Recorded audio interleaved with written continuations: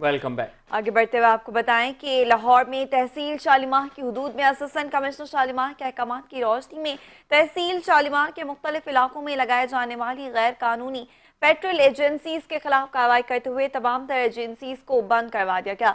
मजीद तफसीलात जानते हैं नुमाइंदा फाइट न्यूज नईम अंसारी से, जो इस वक्त सिविल डिफेंस इंस्पेक्टर के हमरा मौजूद है। जी नईम, बताइएगा। बिल्कुल, चैनल 5 न्यूज़ की निशानदी पर असिस्टेंट कमिश्नर शालीमार जो हैं उनकी जानब से जो है सिविल डिफेंस को अहकाम जारी किए गए कि शालीमार टोन के इलाके में जितनी भी गैर कानूनी तरीके से पेट्रोल एजेंसियां कायम हैं उनके ऊपर कार्रवाइयाँ की जाएँ।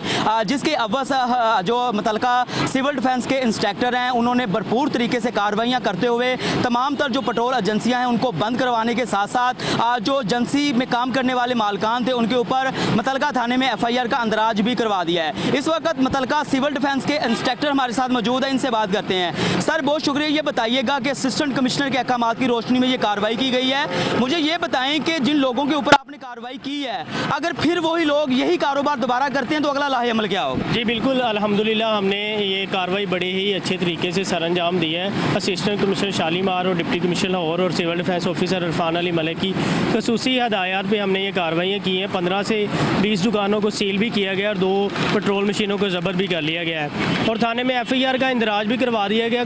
जिन लोगों ने कार्य सरकार मुदाखलत की उन पर 186 की कार्रवाई भी हमने की है और ये अगर काम दोबारा ऐसा करेंगे तो हम फिर इनकी मशीनें उठा के जब्त कर लेंगे और उन पर मुतलका थाने में FIR का इंदराज करवाएंगे।